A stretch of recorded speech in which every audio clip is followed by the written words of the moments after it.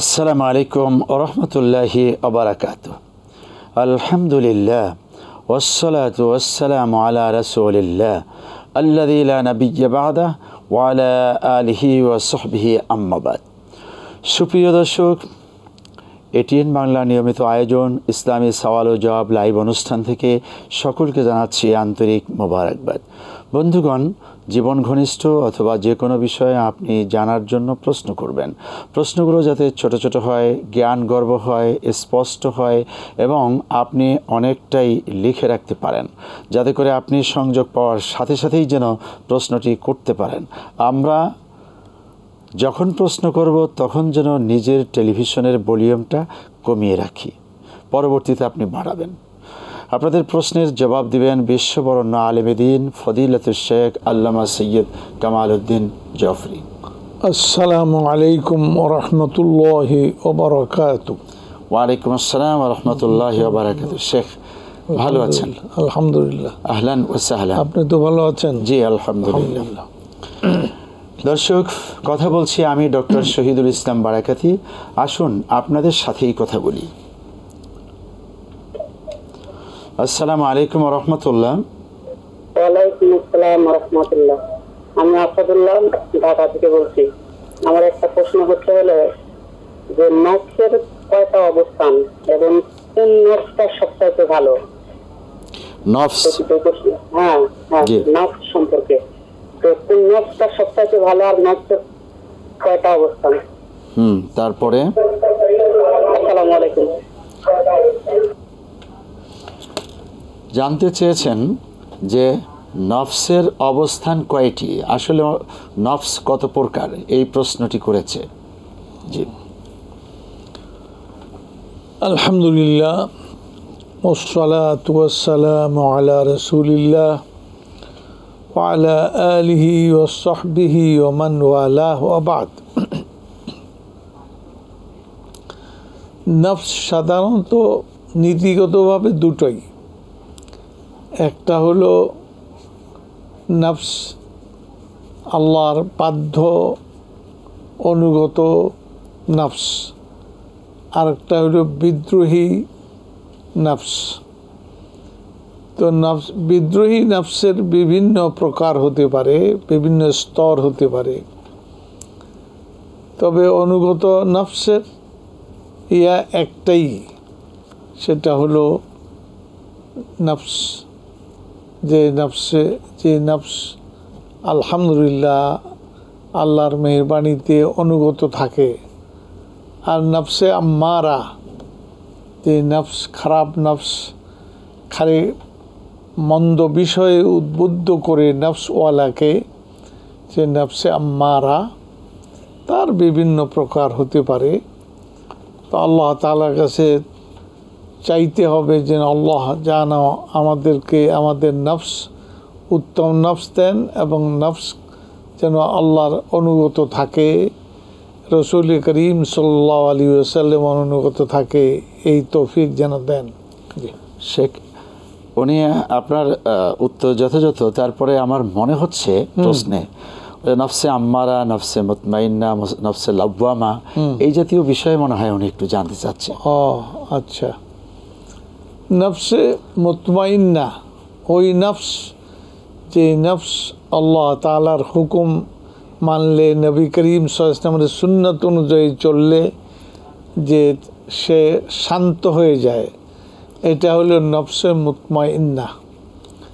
আর কেউ নফসে আম্মারা, মন্দ কাজে খালি উদ্বুদ্ধ করে, নফসওয়ালাকে মন্দ কাজে উদ্বুদ্ধ করে যে এই অন্যায় কর, এটা কর, এবং নফসকে ওই মন্দ কাজটাকে সুন্দরভাবে তার সামনে তুলে ধরে।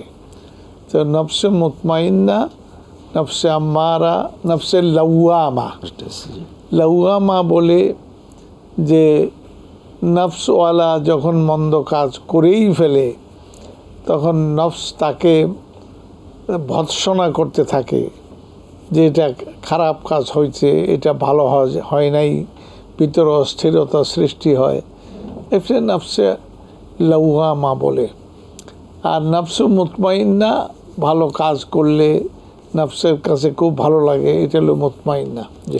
এরপরে আমি জানতে চেয়েছিলেন যে কোন নফস সবচেয়ে ভালো?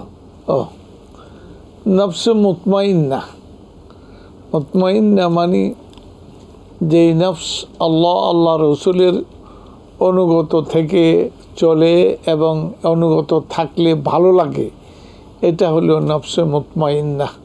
কাজে আল্লাহ তাআলার কাছে নফসে মুতমাইন্না চাইতে হবে যে আমার নফস যেন মুতমাইন্না হয়। যে শুকরান। জি বোন, আশা রাখি বুঝতে পেরেছেন। জি, আসসালামু আলাইকুম ওয়া রাহমাতুল্লাহ। ওয়ালাইকুম আসসালাম ওয়া রাহমাতুল্লাহি ওয়া বারাকাতুহু। হুজুর, আমি ধরমপাড়া সুনামগঞ্জ থেকে ইনুস বলছিলাম। হুজুর। জি ইনুস ভাই বলুন। হুজুর, উলামায়ে কেরামরা বলে থাকেন যে ইবাদতের কথা বলা রিয়া প্রকাশ পায়। এরপরে জানার জন্য হুজুর বলছি, আমি রেগুলার আট রাকাত তাহাজ্জুদে নামাজ পড়ি। নামাজ পানি ভেবে পড়ি যে প্রথম 2 রাকাতে আয়াতুল কুরসি সূরা ইখলাস, পরের 2 রাকাতে সূরা হাসরের 3 আয়াত সূরা ইখলাস, এরপরে 2 রাকাতে কাফিরুন সূরা ইখলাস, এরপরে 2 রাকাতে এই ইখলাস এবং ফালাক করে 8 রাকাত নামাজ পড়ি। এদিকে আমার পুরো ধারাবাহিকতা রক্ষা হচ্ছে হুজুর। আর ইখলাস যে আমি কমন করে ফেলছি, এতে করে কি আমার নামাজের কোনো ত্রুটি হচ্ছে? আরেকটা 2 নম্বর আরেকটা প্রশ্ন আছে হুজুর। বলুন বলুন। রাত্রে কোনো কারণবশত আমার স্ত্রীর সঙ্গে রাগ করে আমি রাত্রে খানা খাই নাই হুজুর। না খেয়ে সারা রাত্র আল্লাহ রাব্বুল আলামিনের এই ইবাদত বন্দেগী করেছি, জিকির আজকার করেছি। সকালে উঠে আমার স্ত্রী বললেন, তোমার এই ইবাদত আল্লাহর কাছে গ্রহণযোগ্য নয়। তো এটা কোরআন হাদিসের আলোকে এই কথাটা কতটুকু যুক্তিযুক্ত হুজুর? কেন যে রাগ করছেন সেটা তো আসলে একটা ব্যাখ্যা। যাই হোক, শুনুন। মানে 8 রাকাত তাহাজ্জুদ পড়েন, আয়াতুল কুরসি, আবার সূরা ইখলাস 3 বার, তারপরে আমানা রাসূল সূরা ইখলাস 3 বার। এই যে সূরা ইখলাসকে উনি ফিক্সড করে ফেললেন, বিভিন্ন আয়াত দিয়ে পড়ছেন, এটা তো ঠিক আছে। ফিক্সড করা কি ঠিক আছে কিনা? না, এইভাবে ফিক্সড করবেন না। আল কোরআনুল করিমের যে কোনো আয়াত মুখস্থ থাকে, যে কোনো জায়গায় মুখস্থ থাকে, এটাকে আনবেন, এটা পড়বেন। কারণ কোরআনে করিমের কোনো আয়াতকে বিশেষ করে এটা নামাজের মধ্যে পড়া আর বাকিটা ছেড়ে দেয়া, এটা কারাহিয়াত থেকে এটা খালি নয়, মাকরুহ হয়। সুতরাং কোরআন শরীফ মুখস্থ করবেন, যেখান থেকে মুখস্থ হয় সহজ লাগে আপনি নামাজের মধ্যে আদায় করবেন। যে শেখ, আপনি যা বলেছেন ঠিক আছে, শুধু মনে হয় এতটুকু করলে হয় যে সূরা ইখলাসটাকে ফিক্সড না করে বাকি যা আছে ওই রকমই অদল বদল করবে। জি জি। উনি স্ত্রীর সাথে রাগ করে গত রাত্রে খাবার খাননি, সারা রাত ইবাদত বন্দেগী করেছেন। স্ত্রী সকালবেলা বলছে তোমার কোনো ইবাদত কবুল হবে না। না, স্ত্রীটা বললেই এটা হবে না তা নয়। স্ত্রীর সাথে রাগ করছেন, এই জন্য খানা খান নাই, সেই জন্য ইবাদত বন্দেগী কবুল হবে না, এমন কোনো ব্যাপার নয়। এটা রাগ করলে তাকে রাগ থামিয়ে দেন, কিন্তু এই কথা ঠিক নয়। স্ত্রীর এই কথা একবারেই ঠিক নয়। আল্লাহ তাআলা আমাদেরকে মধ্যপন্থা অবলম্বন করার তৌফিক দান করেন। আমিন। শুকরান। রাগ করাটাও ঠিক না, কবুল হবে না এটা বলা ঠিক না। আসসালামু আলাইকুম ওয়া রাহমাতুল্লাহ। ওয়ালাইকুম আসসালাম। জি বলুন। আমার প্রশ্ন হুজুর, আমরা তো কথাবার্তায় বলে ফেলি যে আল্লাহর উম্মত। আপনার টেলিভিশনের সাউন্ডটা কমিয়ে নিন। আপনার টেলিভিশনের সাউন্ড কমিয়ে নিন। বান্দা বলে ফেলি। আর আচ্ছা আচ্ছা ঠিক আছে। জি আচ্ছা ঠিক আছে, আমরা তো কথা বলে ফেলি যে আল্লাহর বান্দা, রাসূলের উম্মত, এটা কি কথা ঠিক আছে? হ্যাঁ বলেন, আর কি আছে? অন্য কোনো প্রশ্ন? আর প্রশ্ন হইল সতেজ। হ্যাঁ, আরেকটা প্রশ্ন, সতেজ নামের অর্থ কি? কি সতেজ? এটা অর্থ কি একটু বলতে পারবেন? আচ্ছা জবাব শুনুন। আল্লাহর বান্দা রাসূলের উম্মত বলা কি ঠিক আছে? হ্যাঁ, আল্লাহর বান্দা তো ঠিক আছে, রসুলের উম্মত নয়, রসুলের উম্মতি বলতে হবে। উম্মত উম্মা বলে গোটা জাতিকে বোঝায়, মুসলিম গোটা গোটা উম্মকে বুঝায়, সুতরাং উম্মতি, রাসূলের উম্মতি। জি শেখ, এরপরে হলো সতেজ নামের অর্থ কি? সতেজ নামের, সতেজ না সতেজ নাম তো কারো কারো নাম রাখতে হবে এটা জরুরি না, কারণ এটা কোরআন ও সুন্নায় বলা হয়নি। সতেজ মানে যে মানে তাজা থাকে, জি তাজা বাংলা থাকে। কথা জি এটা। জি দুঃখিত।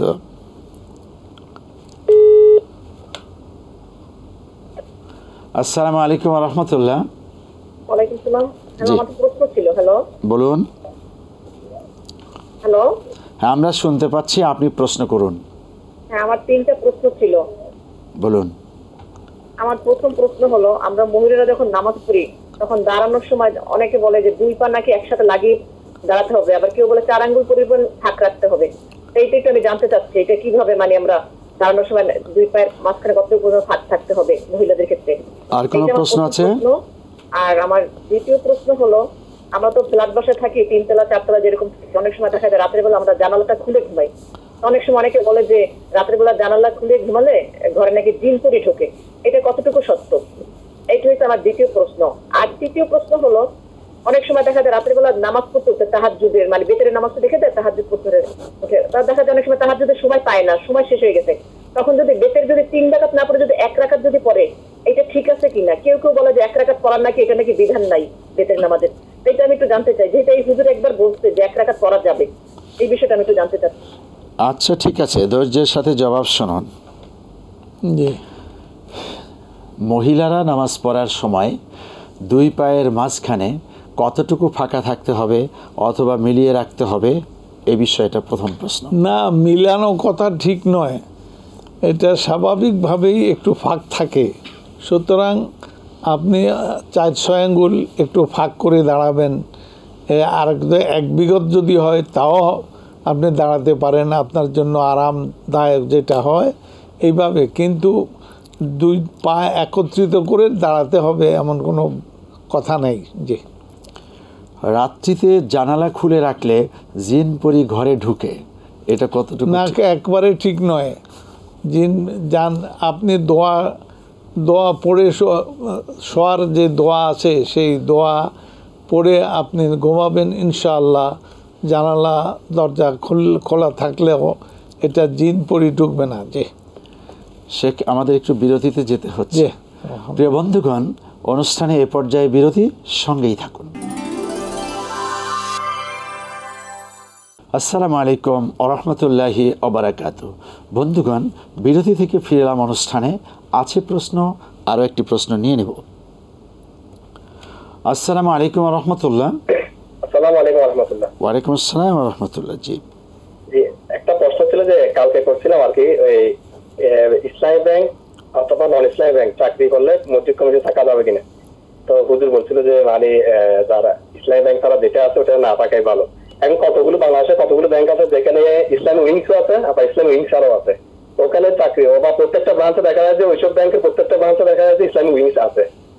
ওইসব ব্যাংকে চাকরি করলে কি মসজিদ কমিটিতে থাকা যাবে কিনা, এটা একটু জানতে চাই আর কি। মসজিদ কমিটির সদস্য হওয়া, জি জি, আর হলো হওয়া যাবে কিনা, যে আর হলো ইসলাম উইংস আছে আবার ইসলাম উইংস নাইও, মানে ডুয়েল ব্যাংকিং যারা করছে, ডুয়েল। ইসলামিক দুইটাই আছে। আচ্ছা ঠিক আছে, আর কোনো প্রশ্ন? না, ঠিক আছে, ধৈর্য ধারণ করুন, জবাব আসবে। পূর্বের একটি প্রশ্ন ছিল ওয়েতের সলাত 1 রাকাত পড়া যাবে কিনা। উনি তাহাজ্জুদ পড়তে পড়তে অথবা ঘুম থেকে উঠতে উঠতে এখন 1 রাকাতেরই সময় আছে, আর সময় নেই। জি আপনি একটু তাড়াতাড়ি করবেন। আপনি 3 রাকাত নামাজ পড়বেন, 1 রাকাত তো নামাজ নেই। সুতরাং আপনি তো কমসে কম 3 রাকাত নামাজ পড়া অথবা 2 রাকাত। তো উইতের নামাজ, উইতের মানে বেজোড়, সুতরাং 2 রাকাত পড়লে জোড় হয়ে যায়, এই জন্য 3 রাকাত পড়তে হয়। এই জন্য সময়ের প্রতি খেয়াল রাখাও যারা ইবাদত গুজার তাদের জন্য এটা ওয়াজিব। জি আচ্ছা ভাই, গতকালকে প্রশ্ন করেছিলেন ডুয়েল ব্যাংকিং যারা করছে, এমন ব্যাংকের লেনদেন করা, সদস্য হওয়া, চাকুরি করা, এমন ব্যক্তি কি মসজিদ কমিটির সদস্য থাকতে পারবেন? মসজিদ কমিটির সদস্য তিনি যদি না থাকেন বেশি ভালো, কারণ ডোয়েল ব্যাংকে তিনি চাকরি করেন অথবা কাজ ডোয়েল ব্যাংকের সঙ্গে জড়িত আছেন। ডোয়েল ব্যাংক মানে ইসলামী ব্যাংক আবার সুদী ব্যাংক, দুইটা একত্রিত। সুতরাং এরকম হওয়া উচিত নয়। এইরকম ব্যক্তি মসজিদ কমিটির সদস্য না থাকাই উত্তম। জি, আচ্ছা, আসসালামু আলাইকুম। আসসালামু আলাইকুম। ওয়ালাইকুম আসসালাম। জি, আমি আনম মিজানুর রহমান। জি মিজানুর রহমান সাহেব, প্রশ্ন হলো, এই যে কোন মুসলিম যদি তার কোন অনুষ্ঠানে প্রোগ্রামে কোরআন তেলাওয়াতের পাশাপাশি বাইবেল, রামায়ণ, ত্রিপিটক এগুলো তেলাওয়াত করে, এটা সরাসরি সৃষ্টিকর্তার সাথে বিদ্রোহের সামিল কিনা? কারণ আল্লাহ পাক তো ওগুলো স্থগিত করেছে, এটা ফাইনাল করে দেওয়া হয়েছে ইসলামকে। আর শাহদের কাছে আমার দোয়া, ওই যে দোয়ার ব্যাপারটা রিপিট করলাম না, আমি যে দোয়া পেয়েছি ফোকের ব্যাপারটা বৃহস্পতিবারে আপনার কাছে, এই জিনিসটা শাহদের কাছে একটু আমার জন্য একটু দোয়া করতে বলবেন। আপনিও আমাদের জন্য দোয়া করবেন। শেখ মিজান উনি একজন আলেম মানুষ, অপারেশন হয়েছে, দোয়া চেয়েছে। আল্লাহ ভালো করে উত্তম করে। হ্যাঁ, মহতারাম জানতে চাইলেন যে কোনো অনুষ্ঠানে, মুসলমানদের অনুষ্ঠান, সেখানে কোরআন তেলাওয়াত হলো, এরপরে বাইবেল হলো, গীতা হলো, ত্রিপিটক হলো, এটা বিদ্রোহের সামিল কিনা? এটা এখলাসের একবারে বিপরীত। ওমা উমিরু ইল্লা লিয়াবুদুল্লাহ মুখলিসিনা লাহুদ্দিন। এখলাসের বিপরীত এই জন্য যে কোরআন হলো সঠিক আর বাকিগুলো ব্যাঠিক, এখন সঠিক নাই। এগুলোর মধ্যে শিরক, মূর্তি পূজা, নানান ধরনের আল্লাহর সঙ্গে শিরক করার এইগুলি সবক আছে। সুতরাং এর থেকে আলাদা হয়ে শুধুমাত্র কোরআন তেলাওয়াত করতে হবে, অন্যান্যগুলি তেলাওয়াত করা যাবে না। যদি কেউ করে বড় গুনাহ হবে, বড় গুনাহ। ওয়ালা তালবিসুল হক বিল বাতিল, হক বাতিল একত্রিত করতে নাই। জি, শুকরান, জাযাকুমুল্লাহ। জি মিজানুর রহমান সাহেব, আপনার প্রশ্নটা খুবই দামি, জবাব শুনলেন। হ্যালো, আসসালামু আলাইকুম ওয়া রাহমাতুল্লাহ। হ্যালো, হ্যাঁ, আমরা শুনতে পাচ্ছি। আপনার টেলিভিশনের ভলিউম কমিয়ে কথা বলুন। হ্যালো। হ্যাঁ, আমরা শুনতে পাচ্ছি, প্রশ্ন করুন। জি, আমি কুরবানি সম্পর্কে জানতে চাইছিলাম। হ্যাঁ মানে জানুন। কুরবানি মানে হাজবেন্ডের কাছেও টাকা আছে বা ওয়াইফের কাছেও টাকা আছে, আমরা কি দুইজনের নামে কি কুরবানি দিতে হবে নাকি একজনে দিলেই চলবে? মানে হাজবেন্ডের টাকা দিয়ে হাজবেন্ড দিবে, মানে ওয়াইফের টাকা দিয়ে ওয়াইফ দিতে হবে নাকি? এই সম্বন্ধে জানতে চাইছিলাম। আর কোনো প্রশ্ন? নামে দিয়ে সেটা যদি তাইলে কি গুনাহ হবে নাকি এক নাম দিলে? আর আরেকটা প্রশ্ন হচ্ছে কি, মানে আত্মীয়তা সম্পর্কে আমরা মানে বাপের বাড়িতে সম্পত্তি আনার পরে তার আগেও কিছুটা ছিল, আর এখন তো সম্পত্তি আনার পরে ভাই একদম আমাদের কোনো খবর নেয় না, এবং আমরা ফোন করলেও ফোনে কোনো জবাব দেয়। কে নেয় না আর কে দেয় না জবাব? মানে ভাই ফোন ধরেও না, ভাই ফোন ধরেও না, এবং আমরা ফোন করলে ফোন ধরে না, নিজের তো কোনো ফোন করে, বুঝছেন? এই আর কি, প্রায় 1.5 বছরের মতো হবে, এরকম আর কি, 1-1.5 বছর হবে এরকম আর কি। এতে থেকে আমাদের কি করণীয়, আমাদের কি গুনাহ হবে এই ব্যাপারে? আচ্ছা, ঠিক আছে, জবাব শুনুন। স্বামী স্ত্রী দুজনেরই স্বতন্ত্রভাবে কোরবানি দেওয়ার মতো অ্যাবিলিটি আছে, নেশাব পরিমাণ সম্পদ আছে। দুইজনকেই দিতে হবে নাকি একজন? দুইজনকেই কোরবানি দিতে হবে, কারণ স্বামীটা আল্লাহ তাআলার সামনে কোরবানি দিল কি দিল না এই ব্যাপারে জবাবদেহি করতে হবে, আর স্ত্রীও এরকম জবাবদেহিতার সম্মুখীন হবে। অতএব যার যার কোরবানি তার দিবে। যেমন দুইজনের নামাজ আলাদা আলাদা, ঠিক কোরবানির ব্যাপারও তারা আলাদা আলাদা করে। জি, এক ফ্যামিলি থেকে একজন দিলে কি সবার জন্য হবে নাকি আলাদা আলাদা? না না, এক ফ্যামিলি থেকে একটা কোরবানি মূল মুরব্বী যিনি তিনি একটা কোরবানি দিতে পারেন। মানে একটা গরু, একটা ছাগল, এটা যদি দেন তাহলে গোটা ফ্যামিলির পক্ষ থেকে আদায় হয়ে যাবে। যদি ফ্যামিলি একই অন্নভুক্ত হয়, একই অন্নভুক্ত মানে এক সঙ্গে পাতিলে রান্না খায়। জি, রান্না খায়। আচ্ছা, ভাই বোনের খোঁজ খবর নেন না, পিতা চলে যাওয়ার পরে ফোন করেও না, ধরেও না।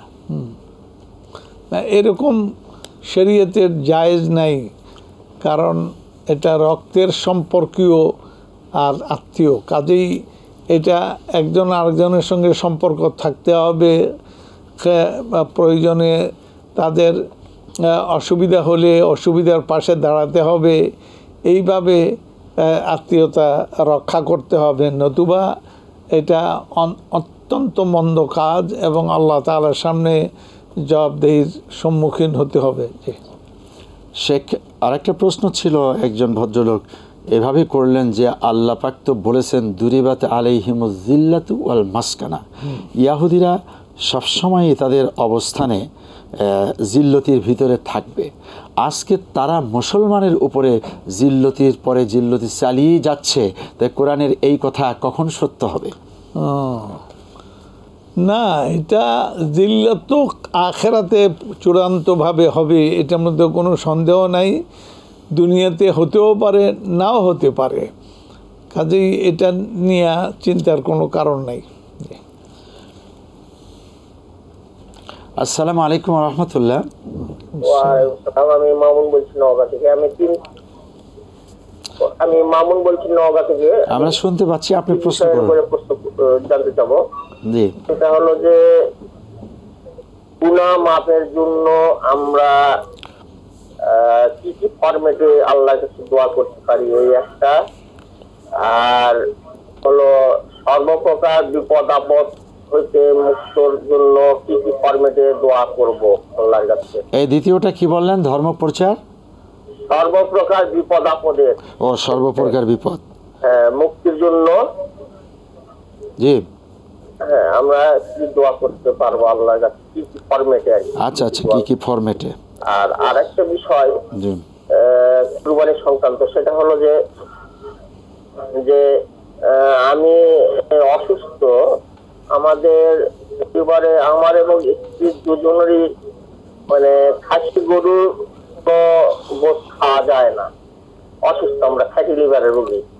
তো সেক্ষেত্রে আমার ওয়াইফ কুরবানি দিতে চাচ্ছে না, মানে আমরা যেহেতু খাবো না সেহেতু কুরবানি দেবো না।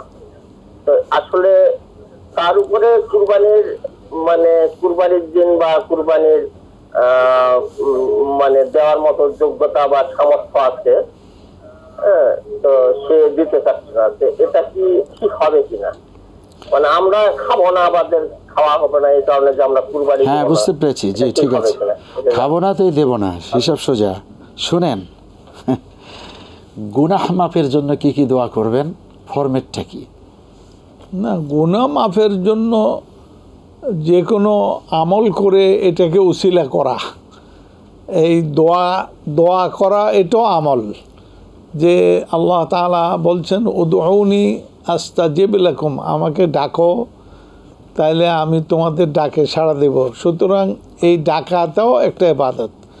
অতএব এইভাবে দোয়া করা, এটা উসিলা করা, কোনো নেক আমলের উসিলা করা আল্লাহ তাআলার কাছে, যে আল্লাহ এই কাজটা আপনার সন্তোষের জন্য করেছি, এর উসিলে আপনি আমাকে এইটা থেকে মুক্ত করে দেন, এইভাবে দোয়া করা।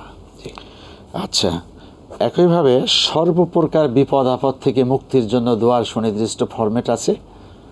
না, যে কোনো বিপদ আপদের জন্য দোয়া আপনি করবেন। এই দোয়া আল্লাহ তাআলার কাছে সাধারণভাবে বিপদ আপদ আল্লাহর পক্ষ থেকেই, সুতরাং আল্লাহ তাআলার কাছে বলতে হবে। তবে এটা বলা ভালো যে আল্লাহ তাআলা আমার বদ আমলের কারণে আজকে এই সমস্ত বিপদ আপদ হচ্ছে, আপনি আমাকে মাফ করে দেন, আমাকে তৌফিক দেন, আমরা যেন নেক আমল করতে পারি। আপনাকে সন্তুষ্ট করার আমল করতে পারি। যে সম্ভবত ওনার মনের ভিতরে আর একটা কথা আছে যে এখন দেশ জুড়ে প্রচন্ড তাপদাহ, এটা আল্লাহ পাকের একটা গজব। এখন এই গজবের জন্য সালাতুল ইস্তিসকা এটা কি একটা ফরম্যাটের ভিতরে পড়ে গেল?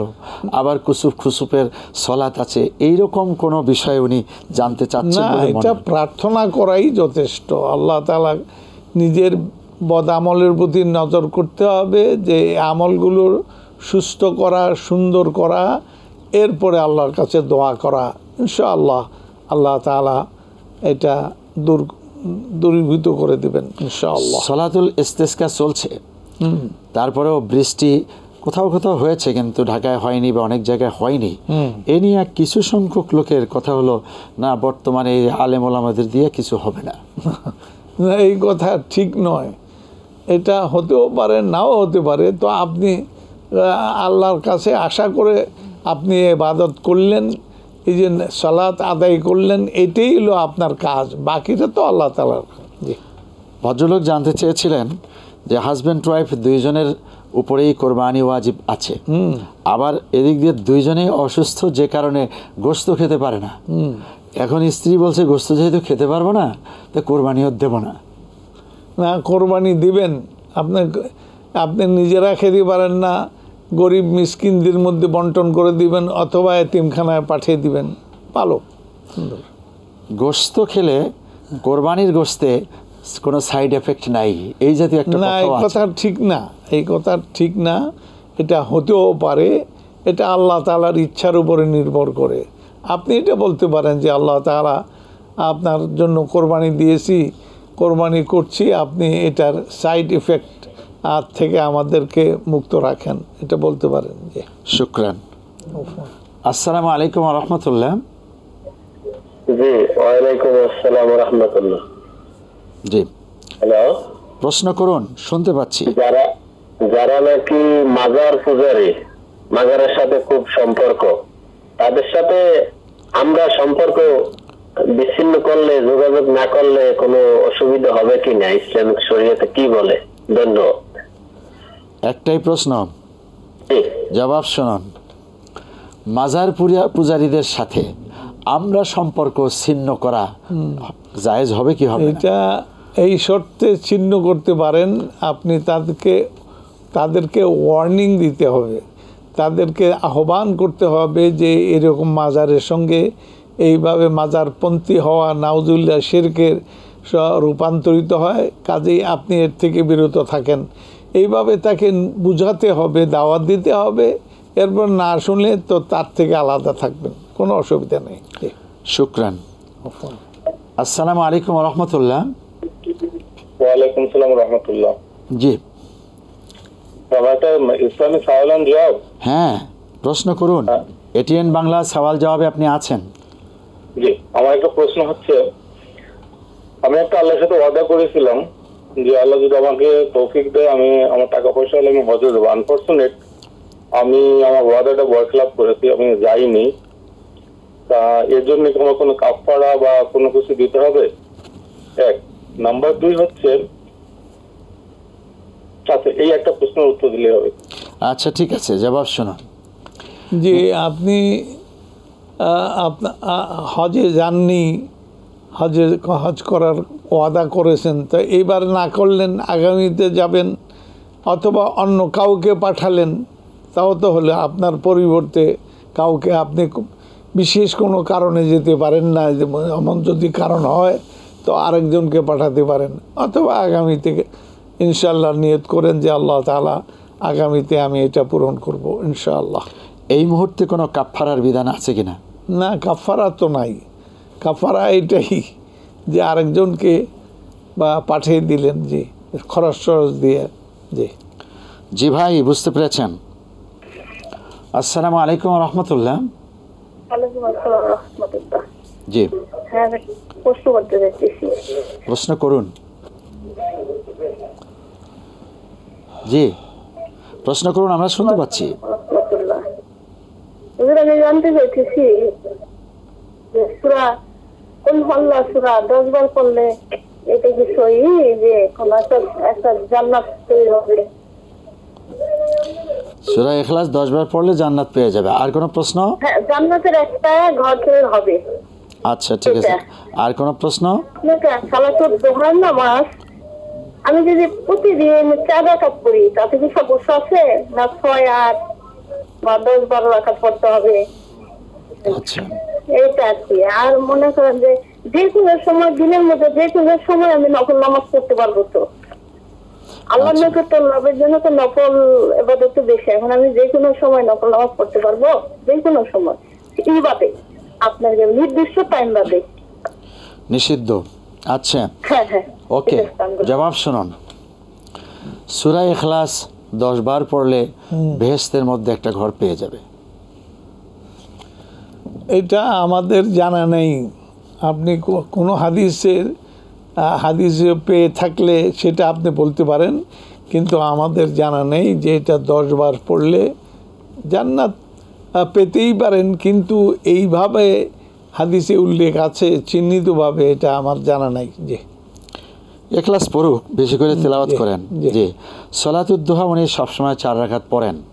আসলে কি 8 রাকাত 10 রাকাত এরকম পড়তে হবে, না 4 রাকাত? না, আপনি কমসে কম 2 রাকাত পড়লেই চলবে, আর উপরে 8 রাকাত পড়বেন। যে নফল নামাজ কি যে কোনো সময় পড়া যাবে? নিষিদ্ধ নামাজ পড়ার 2-3টা সময়? যে কোনো সময় নামাজ পড়া যায় না। সুতরাং যেই ওয়াক্তে, যেই সময়ে নামাজ পড়তে নিষেধ, এটা বাদ দিয়ে বাকি সময় নামাজ পড়বেন। জি, শুকরান। আসসালামু আলাইকুম ওয়া রাহমাতুল্লাহ। ওয়ালাইকুম আসসালাম।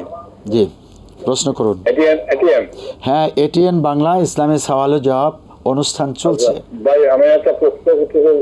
জি, যে আমরা ফরজ নামাজের পরে আস্তাগফিরুল্লাহ 3 বার পড়ি, তারপরে অন্যান্য যে আজকারগুলো করি, সুন্নাত এবং নফল নামাজের পরে কি করতে হবে? আচ্ছা, আর কোনো প্রশ্ন আছে?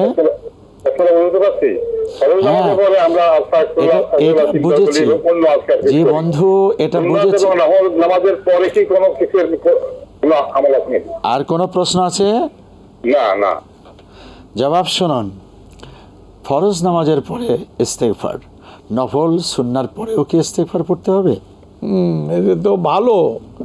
এটা ইস্তেগফার করা যেমন নামাজ পড়া ইবাদত, ইস্তেগফার করাও ইবাদত। অতএব আপনি যে কোনো নফল নামাজের পরে ইস্তেগফার করলেন, এটা ভালো ভালো ভালো অভ্যাস। মনে হয় উনি এটাই জানতে চাইছেন যে ফরজ নামাজের পরে যে সুন্না তাসবিহগুলো আছে, অনুরূপ নফল সুন্নাত ওয়াজিবের পরেও কি ওই তাসবিহগুলো পড়া সুন্নাহ নাকি? না না, এরকম কোনো সুন্নত করা হয়নি, তবে এগুলি জায়েজ, এগুলি করতে পারেন। নফল নামাজ পড়ে আপনি তাসবিহ তাহলিল করে আল্লাহর কাছে দোয়া করলেন, ভালো সুন্দর অভ্যাস। তাইয়্যিব। আসসালামু আলাইকুম ওয়া রাহমাতুল্লাহ। আসসালামু আলাইকুম। হ্যালো, দুঃখিত, বিচ্ছিন্ন। শেখ, মাশাআল্লাহ, আলহামদুলিল্লাহ, আজকে অনেকগুলো প্রশ্নের জবাব হয়েছে। আপনি কষ্ট করে এসেছেন, শুকরান, জাযাকুমুল্লাহ। হাইয়াকুমুল্লাহ। আমিন। প্রিয় দর্শক, শুনেছি অনেক প্রশ্নের জবাব। এবার আমল করার পালা। আমরা নিজেরা যেন আমল করি এবং দেশ জুড়ে যে তাপদাহ চলছে, আমরা ইস্তেগফার করে বেশি করে আল্লাহর কাছে দোয়া করি।